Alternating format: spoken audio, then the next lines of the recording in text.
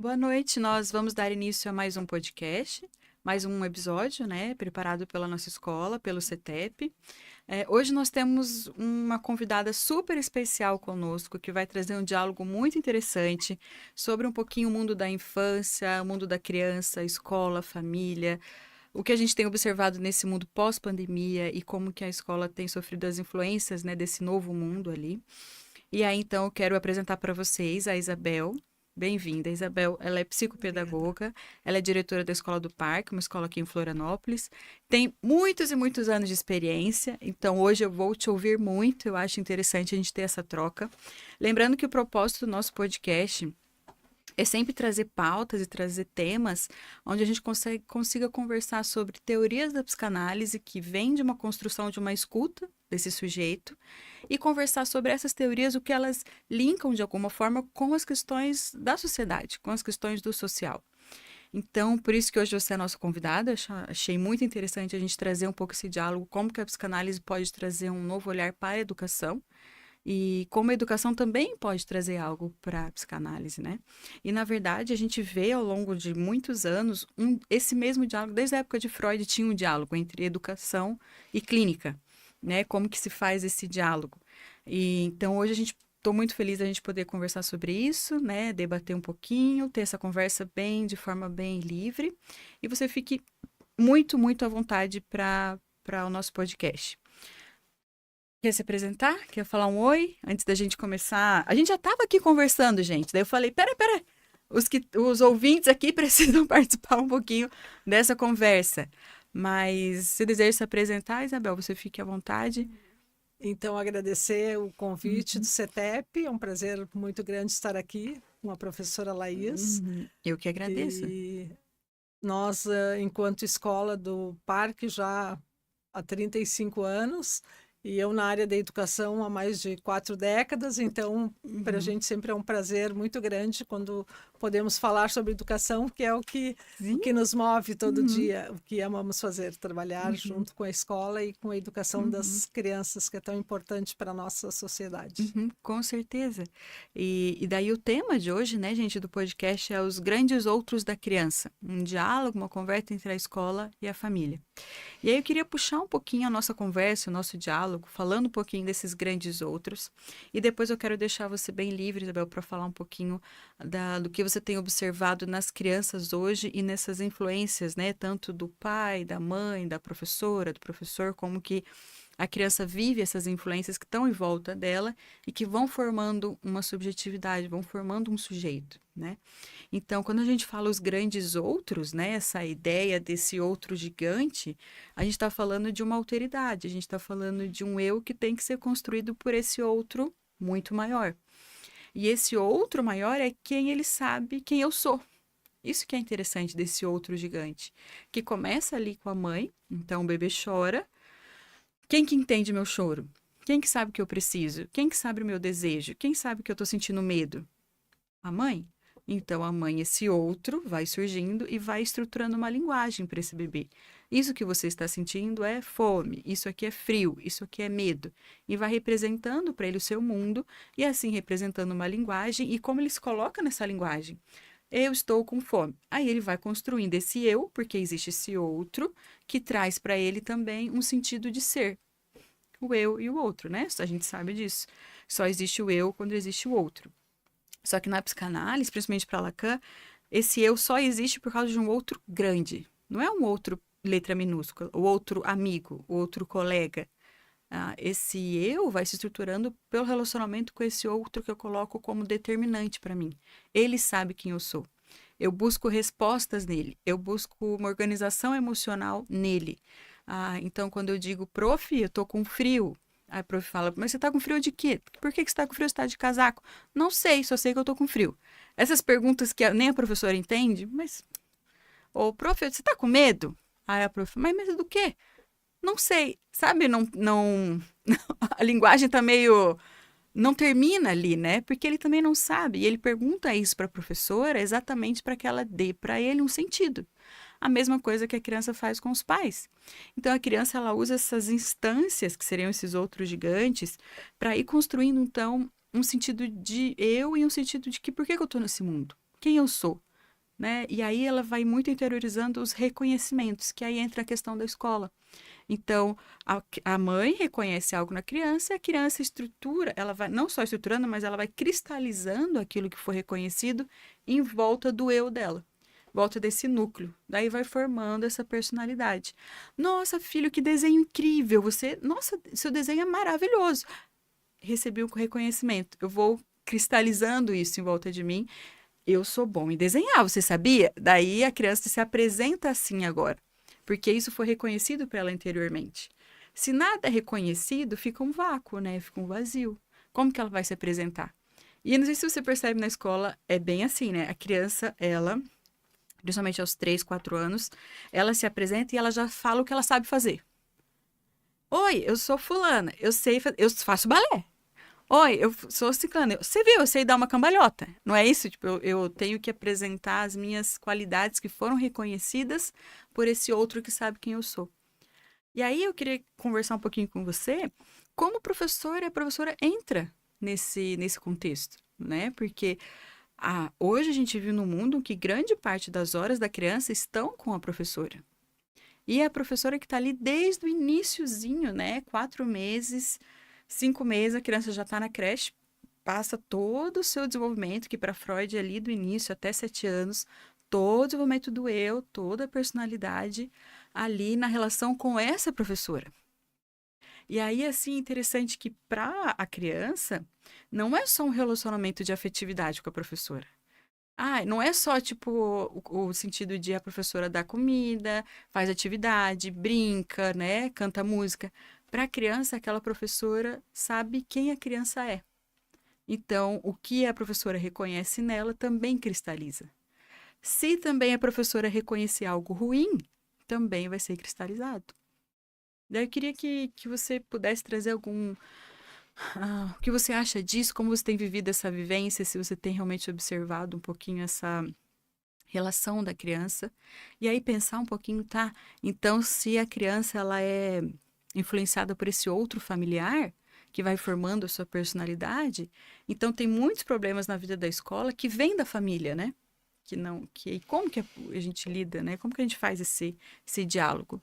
Então, como principalmente nos tempos de hoje, pós-pandemia, a importância da escola na vida dessa criança, Uhum, desse bebê, que já com uma idade tão tenra, 4, 5 meses, já começa o uhum, processo na vida escolar, onde é desprendido, digamos, da uhum, família, né, dos pais, é difícil tanto para a criança como para a família, mas a importância justamente dessa continuação do reconhecimento através de uma escola onde os professores, os educadores, todos que estiverem junto com essas crianças tenham essa formação e essa formação continuada, como a gente uhum, chama, trazendo a importância de lidar com as questões emocionais, né? uhum, Além de todos os cuidados básicos que a criança tem que ter, mas a questão justamente emocional que começa já na uhum, continuidade dessa mãe que de repente para essa criança de 4, 5 meses sai de cena, uhum, desaparece. Quem entra no lugar dessa mãe? uhum, Então entra esse professor, esse educador, vários, né? Porque na escola são uhum, vários professores e trazendo todo esse cuidado, esse olhar e justamente entender essa criança no sentido emocional afetivo. A uhum, escola faz toda o estímulo necessário para as faixas etárias, mas hoje, cada vez mais, né, como eu falei no início, nós que estamos há uhum, 4 décadas já na área da educação, a gente percebe o quanto as crianças, cada vez mais cedo, os bebês mesmo, já uhum, têm essa possibilidade de trazer para nós de um jeito que o professor precisa ter uma boa formação e esse olhar, essa sensibilidade, digamos, no olhar para o uhum, que esse choro, não é um uhum, choro de fome, é um choro de frio, é um choro de insegurança, é um choro de desespero, que é onde a criança acaba falando através uhum, né, do choro. E assim sucessivamente até os 7 anos. Mas principalmente a importância na formação desse professor, né? Então, uhum, eu costumo falar que a educação ela é cada vez mais importante na vida dessa uhum, criança que está se formando até os 7 anos, né, desse sujeito, como a professora trouxe, e desse grande outro, né? E a criança. Então, um tempo atrás, as famílias eram constituídas de vários irmãos. Hoje, a maioria, uma grande parte das famílias tem um único filho, né? Pais com a idade um pouco mais além, então tem um único filho, tem poucos primos. Então, esse sujeito grande, né? Quem é esse sujeito na vida grande? Então, no momento que a criança vem para a escola, ele consegue, de repente, ter várias outras pessoas e os pequenos que seriam não esse grande sujeito, não é o pai ou o professor, mas a importância justamente para ter esse aprendizado através da vivência, da experiência, da própria imitação, que é a criança dos 2, 3 anos, para encontrar essa outra criança ao redor dele e se reconhecer, né? Então, de repente, a criança às vezes não consegue se expressar porque ela própria não entende, né? Então, nós, por exemplo, uma criança em algum momento nos colocou assim, era aniversário, a criança na faixa etária de 3, 4 anos de uma coleguinha, eu gosto que ela fique perto de mim, mas eu não gosto dela, que é bem como a professora Laís colocou, eu gosto, ela não conseguia identificar o que é se gostar, ela gosta da amiga, mas ela não gosta que ela fique do lado, porque ela fica do lado do outro amigo, né? Então, são essas singularidades, digamos, e cada vez mais nós trabalhamos a partir de uns 3, 4 anos, desde a época, talvez, da pandemia, ficou mais forte a importância de trazer para as crianças já dessa idade, trabalhar com a disciplina positiva, como a gente chama, trabalhar as emoções, né? Então, eu tenho esse sentimento de raiva, eu tenho um sentimento, mas o que é esse sentimento? O que eu faço com esse sentimento? Né? O que eu sinto, criança? Então, a escola, né, com a psicanálise, eu penso que se conversam muito, né, muito positivamente, e a contribuição tanto para a escola como para a psicanálise nesse dia a dia, com a formação continuada dos professores, cada vez teremos um ganho muito maior, né, todos. E eu quero puxar um pouquinho esse gancho que você está trazendo sobre o que é essa emoção. O que eu estou sentindo? Isso é raiva, mas como que eu lido com essa raiva? Ou a agressividade, que para a psicanálise é inata à criança, né? Como que eu lido com esse sentimento de destruir as coisas? Que a criança vive isso, quero destruir um brinquedo, quero destruir o amigo, quero destruir a professora, a atividade, quero destruir tudo que está em volta de mim. Como que eu lido com essas emoções, né? E aí, puxando esse gancho, a gente conversando muito desse papel da professora, do professor como quem é capaz de organizar um pouco essas emoções para a criança. E eu quero puxar o gancho que tem a ver com tanto a mãe quanto o professor, esse grande outro, que é a questão do continente, né? Então, a mãe, ela contém o caos e devolve. O professora também vive o mesmo contexto, né? Então, a criança está se debatendo no chão, fazendo a maior birra, 2 anos, 3 anos. Eu não quero comer isso, eu não quero ir no banheiro, não quero trocar, fiz xixi na roupa, não quero trocar minha roupa. Como que o professor deve também conter essas emoções, né? Então, ele também deve calma, principalmente da educação infantil. Eu entendo que é tão importante o desenvolvimento desse emocional, dessa capacidade de lidar com frustração, raiva, destrutividade, para que você tenha a capacidade de pensar, de aprender. Então, eu vou conter também essas emoções. Então, eu contenho, aí que é a importância do professor não entrar no caos da criança, e muito menos a mãe. Que a gente às vezes percebe, né, que a mãe também se sente destruída por essa criança.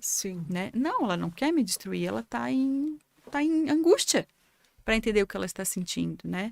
Então, puxar um pouquinho esse gancho, que aí eu quero pensar com você, e até dar um exemplo, né?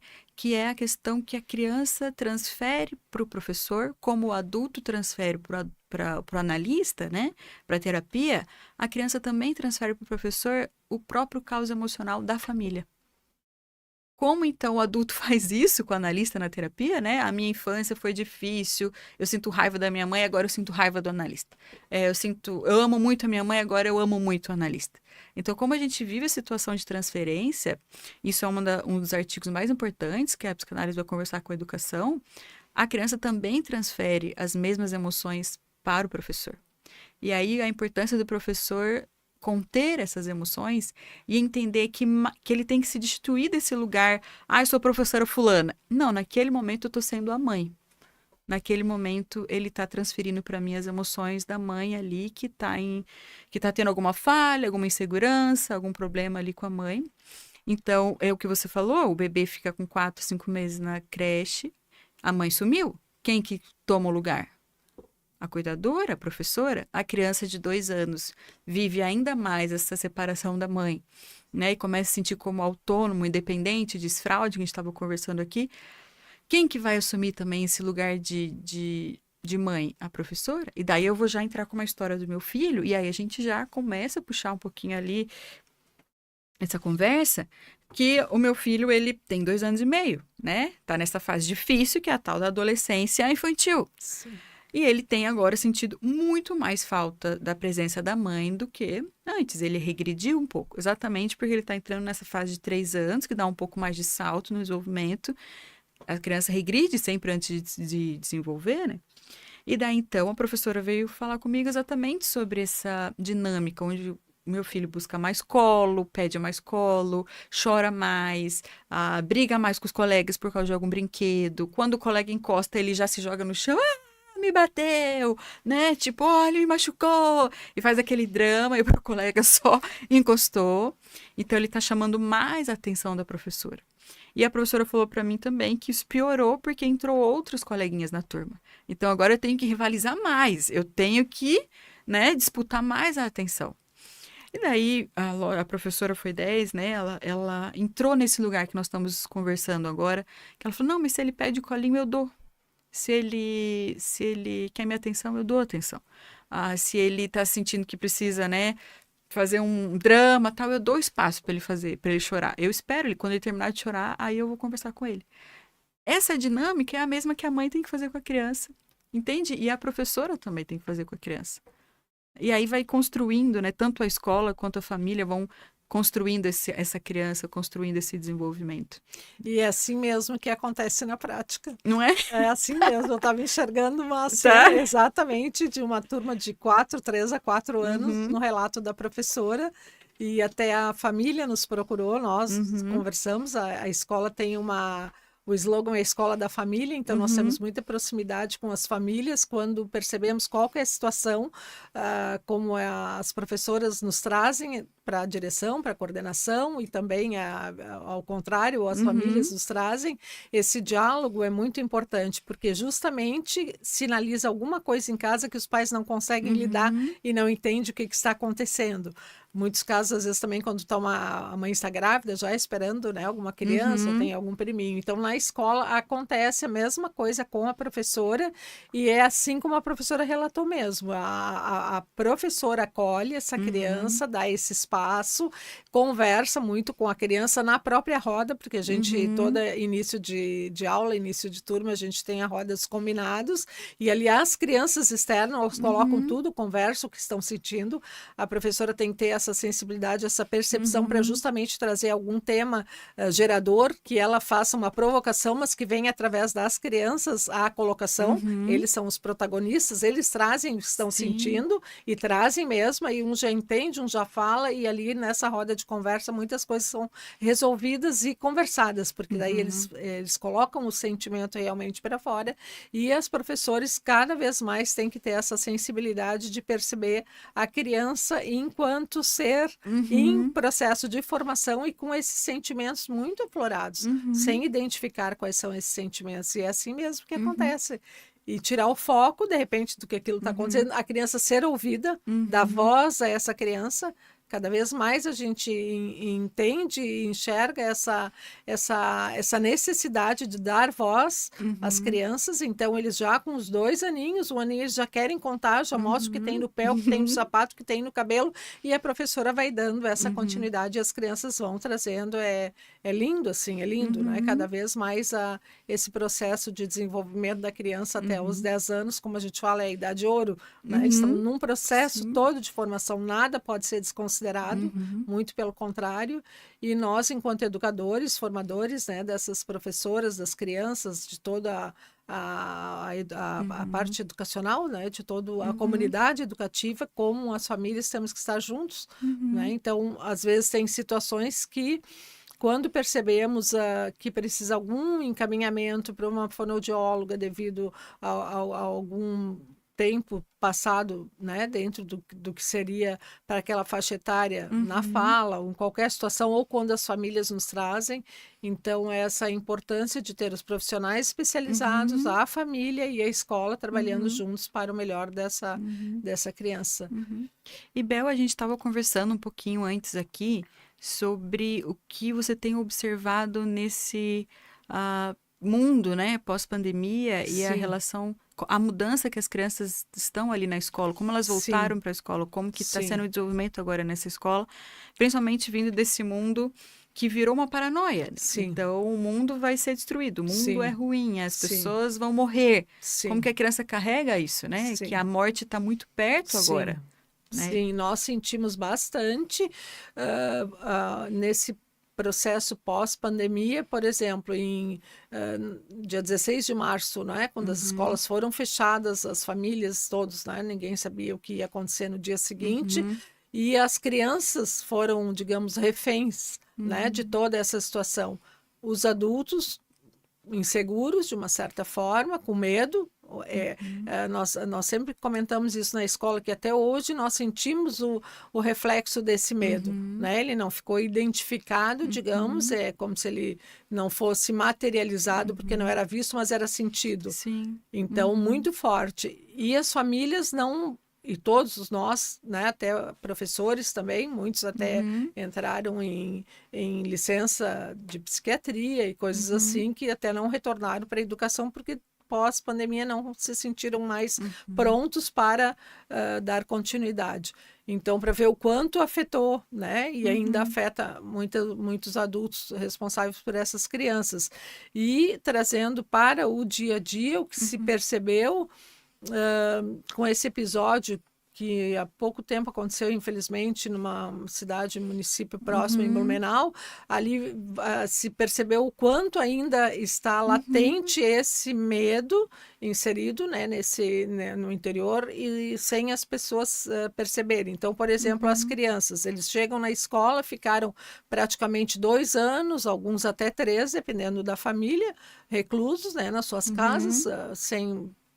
principalmente convívio de outras crianças, então é como se eles chegaram numa grande Disneylândia, digamos, estavam trancados, o que eu vou fazer, né? Eles queriam brincar, e o que eu faço com esse sentimento de brincar, de raiva, de ódio, de medo? Então, o que se percebeu é que no desenvolvimento cognitivo é como se eles deram um salto. E no emocional é como se deu um passo 2, 3 para trás. Então, a criança, por exemplo, que tinha o controle, que é né, dentro do controle desses fins, da faixa etária de 2 anos e meio, 3 já era natural, as fraldas eram um desfraude, era um processo natural. Hoje temos crianças de 3, 4, até 5 anos ainda com fraude e com dificuldade de as famílias fazerem esse desfraude. A mesma no processo de leitura, escrita, né? Então, eles estão no processo, não estão ainda não conseguindo, não por ter algum problema cognitivo, maturacionalmente ainda não estão prontos. Então, é como se ficou desregulado, assim, é como se teve uma desestabilização, uma desestrutura. Não, e também o que agravou é que com essa desestrutura, desestabilização, muitas famílias, os que nos procuram, nós que estamos na escola, a gente tem um cuidado muito grande, porque muitas crianças foram diagnosticadas com alguma patologia ou com algum distúrbio, com algum transtorno, onde o que acontece é uma desregulação apenas emocional. Sim. Não que não deva ser dado atenção, muito pelo contrário, mas nada no problema cognitivo, nada no processo cognitivo de criança. Por exemplo, até nós comentamos na escola um exemplo de um aluno nosso no carro, né? Falando, por exemplo, vem no carro, então aquela criança está numa cadeirinha do carro, e o que essa criança já vai elaborando e vai pensando no cognitivo, ela tem que ir em casa para ser vista, ou se tem uma irmã mais velha ou mais nova para disputar, o que essa criança, então ela vai desenvolvendo um nível cognitivo tão acelerado, além positivamente, mas, porém, tem o outro lado comportamental, emocional, que não consegue dar conta nem do próprio corpo ou nem do que está acontecendo, né? Então, isso a gente sente, assim, bastante, e onde a psicanálise Sim. infantil vem ajudar muito as famílias, as eu quero crianças, a escola como um todo. puxar esse fio aí, puxar isso que você trouxe para nós de vivência, porque você está vendo isso na prática, Sim. e a gente pensar um pouquinho, a criança ela vive um tempo cognitivo acelerado, quase como que, peraí, uma criança de 3 anos não deve aprender o alfabeto ainda, Sim, né? Então, por que você está aprendendo o sim, alfabeto ainda com 3 anos? sim. Com quem que você tem que disputar para ter reconhecimento? E eu acho que vem muito de um tempo que a gente conversou sobre isso, que a gente vive isso não só na instância escolar, Sim, mas no trabalho, na sociedade, nas sim, relações, onde a gente vive o nosso tempo mais acelerado do que o tempo subjetivo. exato. Quase como eu ainda estou me entendendo, né? A criança, eu ainda estou me entendendo nesse mundo, as minhas emoções, mas como o tempo é tão acelerado e eu tenho que saber fazer balé, eu tenho que saber fazer ginástica, eu tenho que andar de cavalo, eu tenho que fazer aula de música, eu tenho que aprender os números, as letras, inglês, português, mandarim, eu tenho que entrar nesse molde narcisístico desses pais. Porque eu sou Exato. comparado com os amigos, né? Exato. Peraí, você ainda não sabe o alfabeto? Mas seu amiguinho da mesma sala sabe. Então a gente vive num tempo competitivo que se eu não acompanhar esse tempo eu fico Exato. para trás. Só que a gente pensar, cadê a criatividade da criança? Cadê a espontaneidade? Cadê a segurança de si? Né? Cadê? Tá, eu aprendo o alfabeto, mas eu não consigo imaginar e ser criativo em pensar, o A que tá brincando com o B, que daí o B sobe numa cachoeira e cai nessa cachoeira e nada com todas as letras. Essa capacidade aqui eu não tenho, que essa capacidade vem do emocional, mas eu consigo memorizar, Exato. né? Não é interessante isso? É muito interessante. Agora eu estava até também pensando numa situação de um grupo na faixa etária talvez de 7, 8 anos, justamente essa criatividade que as crianças estão cada vez mais trazendo através da próprio projeto literário, digamos, Uhum, então com uma capacidade enorme de criação, de imaginação, né, do uhum, imaginário, que a gente sabe o quanto que é importante para a criança, mas, por outro lado, essa cobrança, talvez, da uhum, sociedade, das famílias, dos uhum, pais, e que não é positivo para a uhum, criança de maneira nenhuma, nem para as uhum, famílias. Então, eu penso que a importância, justamente, volto a dizer, como falei lá atrás, da formação para os uhum, professores, para estarem bem conscientes da parte uhum, técnica de formação mesmo e levar junto para as famílias o que é uhum. importante e necessário para o desenvolvimento dessas crianças, situá-los, digamos, né? Sim. Onde se vai com tanta pressa, como às vezes Uhum. digo, por que tanta pressa, Sim, essa é né? uma boa frase, né? Onde que vai com tanta pressa, né? Vai construir o quê? E aí pensar, né, Bel, que a gente vive muito hoje, essa comparação das crianças, e aí eu acho que tem um pouquinho a ver com a pandemia, que aí pensa, né? 2 anos as crianças presas ali, e os pais preocupados com a educação, tá perdendo, né? Tá ficando para trás nesse mundo, e aí essa preocupação tá. Eu não consigo ensinar, porque daí os pais também tinham essa dificuldade. Eu trabalho, eu não lembro mais nada da matemática, o português e tal, não Sim, consigo. E aí, quando parece que abriu a porta, ele tá, não, passou o mundo pós-pandemia, tá, agora tu tem que acelerar.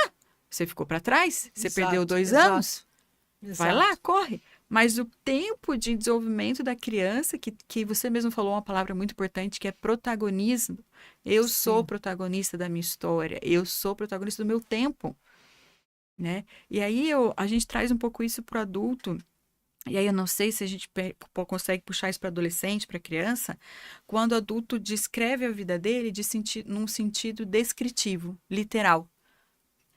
Ele só vive de forma descritiva. Eu vou no trabalho, eu volto, ponho pijama, durmo, daí eu vou no trabalho, pago meu boleto. Sabe esse tipo de vida que sim, não tem uma história, exato. não tá contando nada, não tá vivendo nada.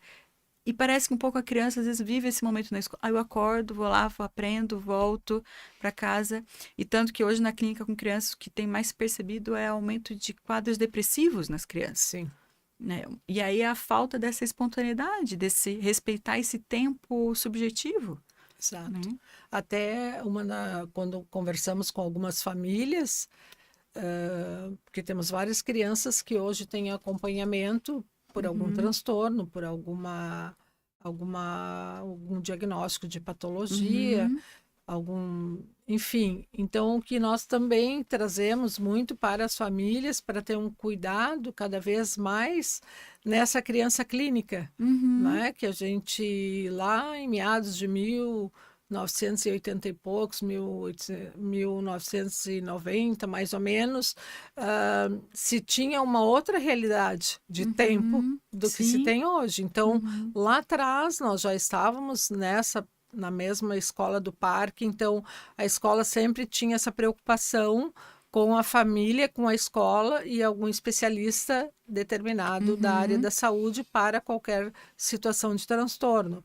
Hoje, essa demanda, as uhum, crianças acabam, como nós usamos a expressão, sendo crianças clínicas, elas chegam a uhum, ter a 8, 10, 12 sim, acompanhamentos diferentes. uhum, Então, essa criança, ela acaba passando um período todo, ou quase, né, o período uhum, escolar que deveria ser, ou até de lazer, uhum, na clínica. Então, essa uhum, criança clínica, com esse tempo que uhum, está perdendo de brincar, de uhum, estar enquanto sujeito, descobrindo, uhum, vivenciando com as outras crianças, com seus pares. uhum, Então, a criança só precisa estar na escola, vivenciando, uhum, brincando, sendo criança, sim, aprendendo mesmo com uhum, as frustrações, lidando com as dificuldades que ela enfrenta, mas ela tem um uhum, professor ali enquanto mediador para justamente trabalhar com a criança para que esse desenvolvimento aconteça. Ela está uhum, num processo e que cada criança tem a sua uhum, subjetividade no sentido de individualidade, também sendo respeitado o seu tempo. uhum, Porque muitas vezes as crianças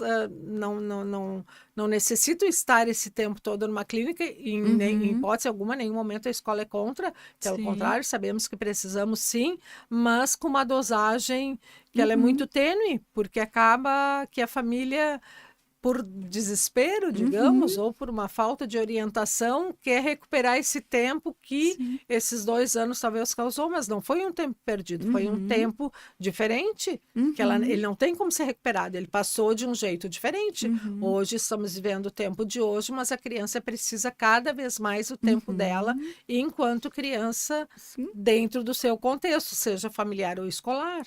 E puxando o que você falou, né, Bel? Você falou que isso está muito mais forte no imaginário, esse medo, né? Esse medo muito Esse, forte. esse medo que aí a gente pensa o quanto que a criança fantasia e o quanto as fantasias da criança são reais para ela.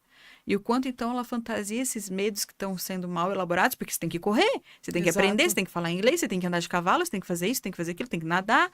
Mas ela precisa de um tempo para elaborar uma vivência, que foi esse tempo pandemia, que nem a família ainda elaborou, e muito exato, menos a criança, exato. mas ela tem que esconder tudo debaixo do tapete, porque você tem que ser melhor que o seu colega. Porque o mundo é assim, você tem que ser Exato. melhor que o outro, né? E aí, isso que você comentou da patologia é algo que a gente tem observado muito hoje na clínica, que é, então, a gente percebe crianças que chegam na clínica por uma queixa dos pais e não queixa da criança. Isso que eu acho interessante. A Exato. criança não está sofrendo. Quem está sofrendo é os pais. Exato. Ai, quando eu chamo ela, ela não presta atenção. Ai, porque ela não consegue fazer a tarefa rápido igual a irmã. Ai, porque ela só quer ficar quieta num canto. Ai, porque ela quer só brincar destruindo o brinquedo. Aí você pergunta, mas ela reclama disso? Ela é um sofrimento dela? Ela tá com dificuldade de brincar? Ela chora falando que não sabe, né, ter amigos? Como que é esse sofrimento? Não, não fala nada. Então a gente percebe que o excesso de patologia vem muito de uma criança que não se encaixa nos moldes ideais dos pais. Aí isso que é sofrido para os pais. Exato. Eu tinha uma expectativa que a criança ia ser dessa forma, meu filho e minha filha iam ser dessa forma. Eles não são. E eu dou tudo para eles serem. Eu pago o que for. Eles não são. Ah, então tá com algum problema mental. Vai tomar alguma medicação, porque a culpa não é minha. Não é isso? É isso. Eu jogo a culpa para a escola, para o professor, para o analista, para a clínica. né? É muito delicado. Agora eu fico pensando porque justamente nós, enquanto escola, eu particularmente, enquanto profissional, enquanto Uhum. educadora, enquanto escola, enquanto mãe, enquanto avó, enquanto fazendo parte dessa Sim. sociedade, eu tenho um respeito muito grande às nossas crianças e essa preocupação no sentido de essa criança não ser Uhum. vista e não ser dado a voz como Uhum. eu trago, mas de acordo com cada criança com a sua Uhum. singularidade. Uhum. Então, as crianças são felizes, como a gente Uhum. fala na escola, elas são felizes, eles Sim. chegam dentro do horário que tem que chegar, chega na hora, eu digo, o maior termômetro é na hora de ir embora, às 19 horas, eles não querem ir embora, Sim. porque eles estão felizes e ali eles estão vivendo a fantasia Uhum. deles, eles estão levantando as hipóteses deles, Uhum. eles estão trazendo o que realmente eles, Uhum. claro que com a mediação do professor, com todo Sim. o planejamento que é feito, com toda a metodologia, a escola trabalha com a metodologia de Uhum. projetos, então são N projetos e eles ficam assim realizados, Uhum. não têm vontade de ir embora, como a gente Uhum. fala, justamente porque eles estão sendo os protagonistas das suas vontades, Uhum. com todo o respeito, né, que eles Uhum. têm como a gente traz na disciplina positiva que eu Uhum. falei, é o respeito consigo mesmo, o respeito com o outro, Uhum. o respeito com a Uhum. natureza, o respeito com tudo. Sim. Então, as crianças têm que ser respeitadas sim e dada Uhum. essa voz e que o adulto perceba que Uhum. ele é o protagonista, claro que com a supervisão do adulto, mas ele só é uma Sim. criança. Uhum. E é isso, né? É uma criança e ele está em desenvolvimento e ele está elaborando as suas questões de como ele se posiciona nesse mundo, né? E aí Sim, um dos exemplos que aí eu quero puxar um pouquinho da psicanálise que o Winnicott vai trazer, muito claro, é o protagonismo no brincar. E aí sim. eu fico pensando muito nisso. Agora você falando assim, a criança não quer ir embora da escola. E eu penso muito no brincar, porque o brincar é a linguagem da Uhum, criança. É como uhum. ela se organiza no mundo. E o brincar, e a gente já começa a perceber um pouquinho a questão escola e família. Então, o brincar na escola é livre, né? Sim, A imaginação é totalmente sim, livre, os brinquedos que estão ali são para ser destruídos, são para ser pintados, são para ser.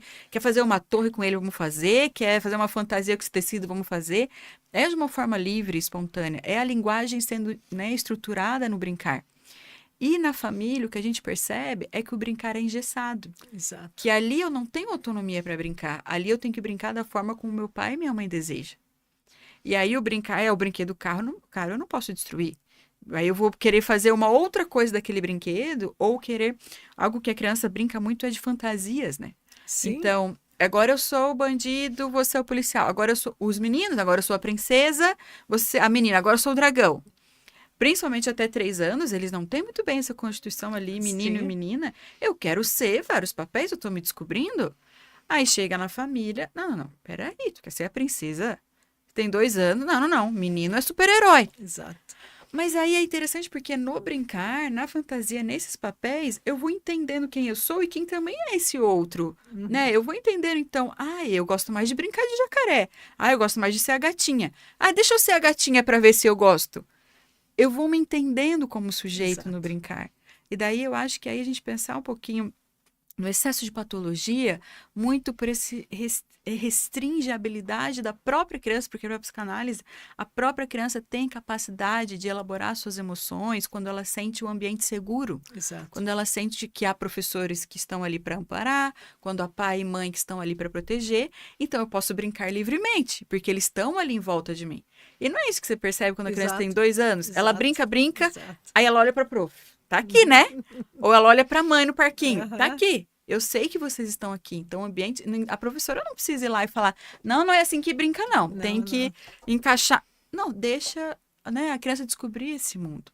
Então, o excesso, eu vejo muito esse excesso de patologia muito mais por adultos mal elaborados Exato, que querem, de alguma forma, colocar os filhos para preencher uma falta deles, exato. né?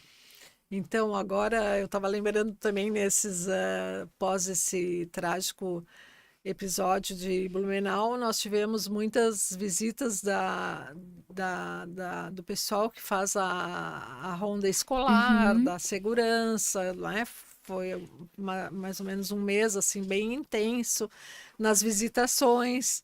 E aí nos chamou muito a atenção porque numa dessas visitas eram 4 policiais e era uma polícia feminina. Uhum. E ela loira, com cabelo bem comprido aqui assim, e elas Aham. estavam brincando no parque e elas ficaram encantadas. Uhum. A Fronzen veio nos visitar! A Sim. Fronzen! Elas Aham. olharam a policial, elas olharam o Aham. cabelo, a Fronzen. Aham. Desde ali elas querem ser policiais, várias Sim. delas. Eu quando crescer quero ser policial igual a Fronzen, Aham. que veio aqui na minha escola. Então Sim. elas enxergaram primeiro quem? A Fronzen, Uhum. né? Não era nem a roupa de policial, Sim.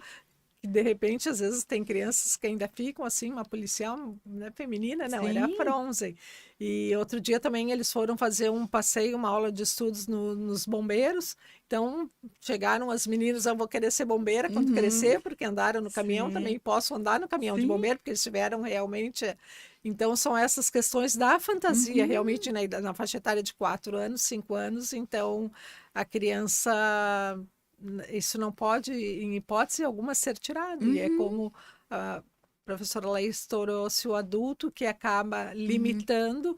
Por isso também nos preocupamos muito com a formação dos professores sempre continuada, porque a Uhum. gente, enquanto ser adulto, às vezes fica enraizado alguma coisa lá da escola tradicional, Uhum. como eu trago para as famílias, quando a gente conversa com as famílias, o modelo de escola de que os pais frequentaram ainda era essa escola Uhum. tradicional, que muitas coisas não podiam nem pensar ou nem falar, porque era um desrespeito ao Uhum. professor, que o professor não era essa autoridade, era autoritário, digamos, Sim. né? Então a mãe Uhum. é uma autoridade para o professor com respeito, mas ele jamais pode tirar essa voz dessa criança, Uhum. né? Então é sempre essa preocupação que a gente tem.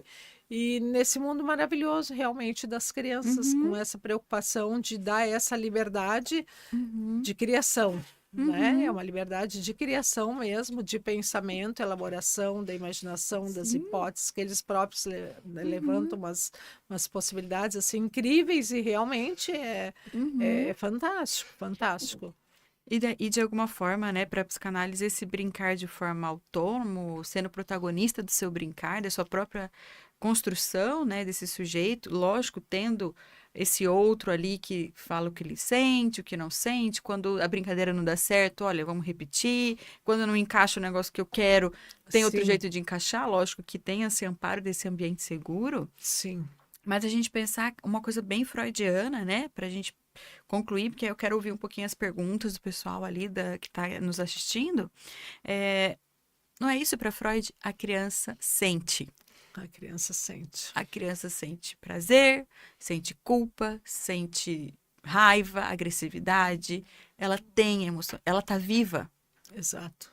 Acho que os pais esquecem um pouco isso. E alguns modelos de educação também. A criança existe ali naquele processo, né? Ela sente aquele processo. E ela tem que ser respeitada no seu próprio desenvolvimento emocional. E aí essa pergunta, quem está sofrendo? É o pai que está sofrendo? É o professor? Alguns professores, né? Às vezes Sim, tem essa sim. capacitação, essa formação.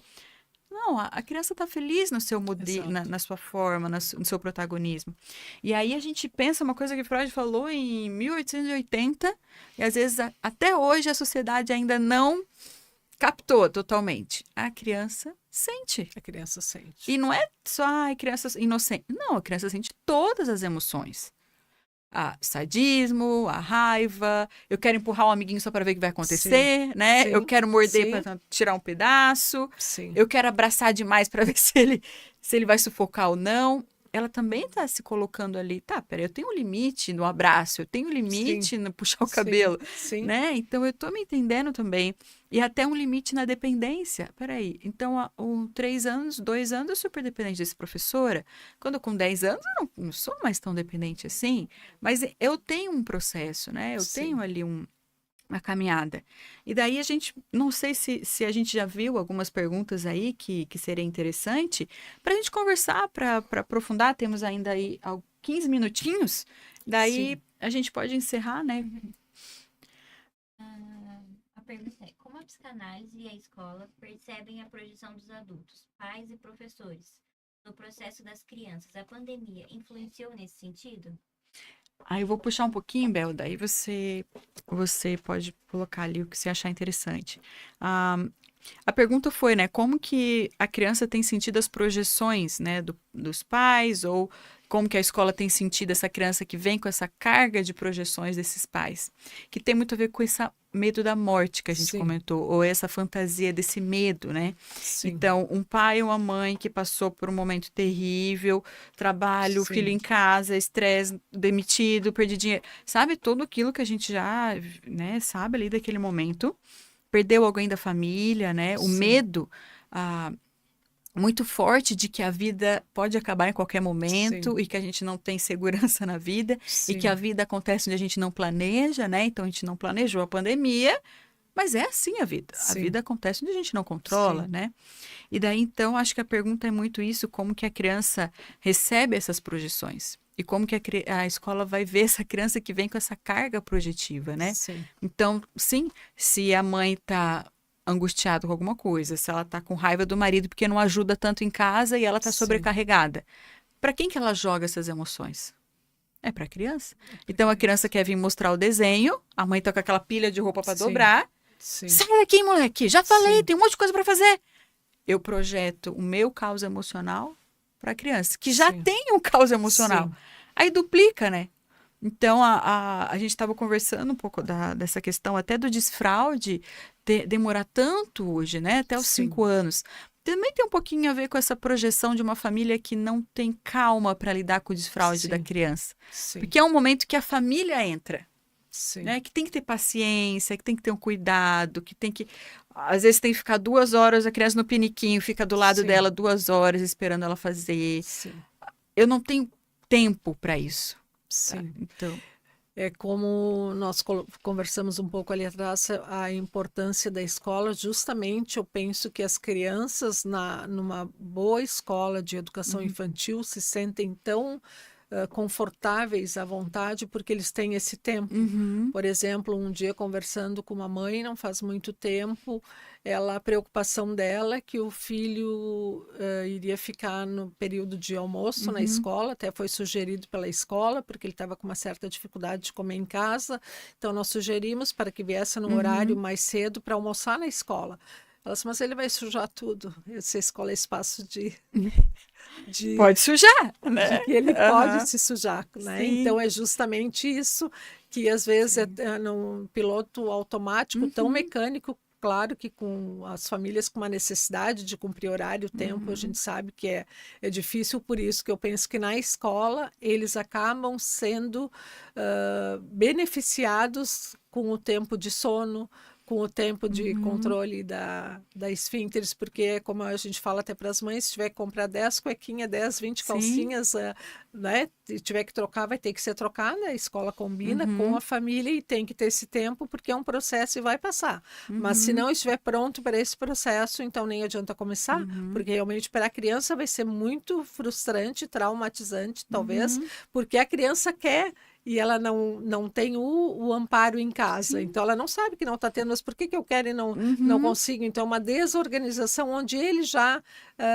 estaria pronto no sentido do controle interno, fisiológico pronto, mas o externo acaba atrapalhando, que é onde entra o emocional, como nós falávamos do cognitivo, quando alguma coisa está pronta cronologicamente, cognitivamente, mas o emocional não. Então, às vezes, não é nem gerado pela criança, é pelo entorno que está com essa criança que não está organizado. E pensar, né, que o pai e a mãe sempre vai projetar algo para a criança. Ele projeta coisas boas e coisas ruins, né? Sempre ele joga alguma coisa e a criança pega aquilo e vai interiorizando aquilo dentro dela, né? Então, sim, o pai, tanto a mãe, tanto bom quanto ruim, mas pensar que aquilo que ela projeta, às vezes, que ela não consegue lidar, que é aí que está a questão. A emoção que eu não consigo lidar, a culpa que eu não consigo, o erro que eu não consigo elaborar, eu projeto para o meu filho. Então, lembra que a gente falou da clínica ali? Ah, a criança que está sofrendo? Não, eu que estou sofrendo. Então, você está projetando o seu sofrimento para ela. Então, é sempre assim, a culpa não é minha, a culpa é sua. Então, é a questão da criança que não presta atenção. Né? Ou a criança muito bate nos amiguinhos. Ah, você também, vou te falar que moleque insuportável. Ou falar, esse menino tem algum problema. Isso também é projetar Sim. a minha culpa na criança. Quem tem culpa não sou eu. Sim. Eu que criei, né? Eu que sou esse outro. Não, a culpa não é minha. A culpa é a criança que nasceu desse jeito. Deve ter. Isso aí é da genética do pai. Daí já começa, Sim. né? A culpar o... Puxou pelo tio, Puxou pelo o tio, padrinho, o pai, avô. sabe? E tem essa questão, muito, né? O que essa criança tem de errado? O que esse menino tem de errado que não para quieto, que não presta atenção? Toda hora esse boletim, toda hora a coordenadora me chama. Que moleque insuportável. Isso são cargas projetivas que eu tô falando de Sim. mim. Sim. E eu tô jogando para meu filho. Sim. Então, a forma como meus pais projetaram para mim, eu não elaborei, agora eu projeto para meus filhos. E aí vive essa repetição que a psicanálise trata e que a Sim. escola vive no social, na Sim. rotina, no dia a dia. Sim. Né? E eu penso que cada vez mais, acompanhando assim ao longo desse tempo todo as crianças, as famílias, a importância da psicanálise na vida do sujeito.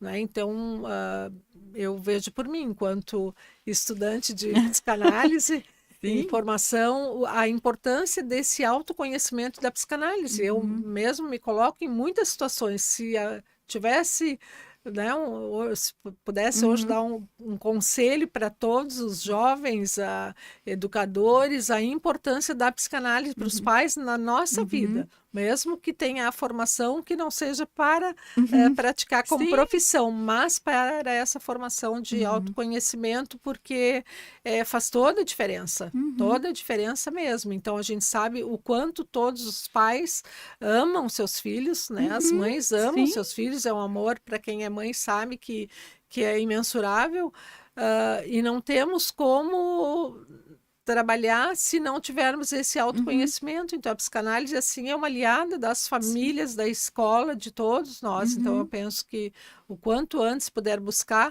justamente esse conhecimento para o melhor dessas crianças, desses pequenos, né? E até a gente está falando aqui de um professor, uma mãe, um pai que tem que conter um caos de uma criança. Sim. É isso a vivência da Sim. escola, né? Sim. Agora, se eu não tenho o meu caos organizado, como é que eu vou Sim. conter um caos de um outro? Sim. Daí a importância da psicanálise. Por isso que eu gosto desse... Por isso que a gente fez a proposta desse podcast. Sim. Para que, então, a psicanálise ela não fique mais só ali naquela sala de aula de uma escola de psicanálise ou só da clínica, Sim. mas que seja um conteúdo que alcance as famílias, os profissionais, realmente. Sim. Agora a gente falando especificamente da escola, da educação, porque a gente pensar muito nisso. Se eu preciso conter um caos de uma criança, do meu aluno, do meu filho, da minha filha, mas eu não tenho o meu caos contido dentro de mim, elaborado, vai juntar caos com caos, ninguém vai se entender, vai virar uma bola de neve. E não tem muito isso, às vezes a mãe, né, a criança bate na mãe por chamar atenção, muito comum, 1 ano e meio, 2 anos, dá um tapa assim na mãe, a mãe devolve. Isso é um caos que junta com outro caos. Imagina. Né? Então a criança morde, a mãe aperta a criança. Isso é um caos que junta com outro caos. Não é uma mãe que contém o caos da criança e elabora e devolve para a criança. Filho, eu tenho outro jeito de chamar a atenção da mamãe. Não precisa bater. Pega o rostinho da mamãe, olha aqui e a mamãe responde. Sim. E aí é impressionante, tá? Que as pessoas acham que as crianças não entendem. Entendem, sim. E você sabe, né, Bel? As crianças são... toda vez eu me surpreendo com meus filhos. Tá? O meu filho foi e puxou o cabelo da minha filha. Meu filho tem 2 anos. Puxou que eu achei que ia arrancar todos os fios. Meu Deus, para com isso. E ficou aquele um puxando. Larga esse cabelo. E daí ele pegou. Falei, filho. Aí a minha filha saiu chorando, porque ela é bem sensível, né? O meu irmão puxou meu cabelo, fez todo um drama. E eu, Léo, por que você tá puxando o cabelo da Mana? Ela te adora, filho. Por quê? E tava só eu, né? Eu e os 2 no sofá. Ele olhou pra mim e quando eu perguntei isso, eu achei que ele não ia me responder. Eu achei que ele... Falei, mas eu tô perguntando uma coisa tão complexa, né? Por que ele puxou o cabelo da irmã? Ele tem 2 anos só. Ele olhou pra mim e falou, porque eu queria ser a única criança. Aí eu levei um tapa na cara, né? Aí eu, então a mamãe nem vai brigar, vamos conversar, né? Tipo, entendi. Tudo bem, faz parte então, né? Porque ele queria o espaço pra ele, não queria disputar com ninguém. Então, eu vou destruir. Só que aí o que surpreende a gente, não é isso, Bel? As crianças, elas conseguem elaborar as questões. Elas precisam só ter esse adulto que escuta. Sim. né, que dialogue, que não fique reprimindo, que não, né, castre as crianças, que não, você tem que entrar no meu modelo, se você não entrar no meu modelo, você vai ficar sozinho. Isso é uma coisa que eu escuto muito das mães. Ah, se você continuar fazendo isso que você está fazendo, eu vou embora. Olha isso para o imaginário da criança. Peraí, se eu continuar sendo desse jeito que eu sou, você vai embora? Então, não vou ser desse jeito. Aí a espontaneidade, a criatividade, né? Sim. Tudo fica reprimido, né? Então, acho que a gente... Deixa eu até ver a hora, né, gente? Pra gente não passar. A gente tá terminando. Não sei se dá tempo para mais uma pergunta. Tem 5 minutos? Acho que não, né? Acho que é bem. Acho que não dá tempo, gente. Mas, pra gente finalizar, daí eu quero ouvir um pouquinho mais a Bel, pra gente concluir, pensar nisso, que as crianças são capazes de elaborar, de pensar, de organizar. Elas precisam ter esse ambiente seguro, que contenha, né? E daí a gente terminando, Bel, se você quiser concluir, né, trazendo a sua vasta experiência de 4, como é que é? 4 décadas? Mais de 4 décadas. Pois é, que incrível. Que oportunidade que a gente está tendo aqui conversando com você. Então, agradecer, né, o CETEP e, como eu falei ali, a importância que eu vejo das famílias, dos pais, né, enquanto família, familiares também, a psicanálise na educação, trazendo nesse processo de formação. Nós, enquanto Escola do Parque, nós trabalhamos com um propósito que é, através da educação, contribuir para um mundo melhor. Então, a gente entende que está contribuindo para esse mundo melhor, se tivermos também preparados para conduzir as nossas crianças. Então, nós temos, enquanto comunidade educativa, enquanto sociedade, enquanto nós, né, pessoas, temos o dever, a obrigação, enquanto escola, fazer o melhor para o nosso aluno todos os dias, para a nossa criança, para nossas famílias. E eu, assim, sentindo mesmo essa vivência desses anos todos, é apaixonante. Nós somos apaixonados pelos nossos alunos. Eles são como os nossos, como digo, são nossas Sim, crianças, nossas. Com 4 meses eles começam na escola e saem com 10 anos. Então, e são crianças puras, inocentes, com toda essa possibilidade que eles têm dentro deles. Então, eles não podem ser castrados. Como eu digo, não podem ser. A gente cada vez mais tem que estar no processo, trazendo a psicanálise para a nossa formação pessoal. Começa a decodificar muitas coisas que a gente não conseguia perceber. Está na nossa frente e não percebíamos por uma falta desse conhecimento mesmo, que é tão importante na nossa formação. Então, eu me sinto muito feliz de estar aqui, dividindo esse espaço com essa professora maravilhosa, eu que agradeço. É a professora Eu que agradeço. do CETEP. Cada aula, a gente não falta aula, porque as aulas são maravilhosas. Eu que agradeço. E estamos muito felizes em poder estar aqui participando. E o que tiver da nossa contribuição, estamos sempre juntos. Que bom. Eu que agradeço por ter aceitado esse desafio, desse diálogo, dessa conversa, né, desse convite. Eu quero muito, né, que a psicanálise conversa com a escola, com a sociedade, que a gente consiga sair dessas 4 paredes, né, e que a gente consiga cada vez mais transmitir esse conhecimento para que as pessoas comecem a perceber o quanto é válido, o quanto é importante, porque a psicanálise não é uma ciência no sentido assim técnico, né? Mas ela fala sobre a vida, fala sobre o sujeito nas suas relações, em amor, em culpa, em quem eu sou, em quem eu me encontro, meu pai, minha mãe, quem eu sou meu pai ou não sou, eu sou minha mãe e não sou. Então a psicanálise ela é vida. Então eu acho interessante a gente começar a pensar nesse conteúdo, anos e anos de estudo, exatamente com várias e várias pessoas, inúmeras pessoas tentando descrever como o ser humano vive a vida. Exato. Às vezes de forma patológica, às vezes de forma espontânea. E aí como que vai estruturando esses processos, né? Então eu agradeço demais a participação, gente. E aí o pessoal que está aí nos assistindo online também, muito obrigado pela presença de vocês, acompanhando a gente aqui durante o podcast. E a gente se encontra no nosso próximo encontro, no próximo mês a gente vai ter mais um episódio, tá, Bel? Muito obrigado. Obrigada. Uma boa noite, pessoal aí do online. A gente se encontra aí nesses caminhos da psicanálise. Obrigada, Bel. Obrigada também. Boa noite. Obrigada.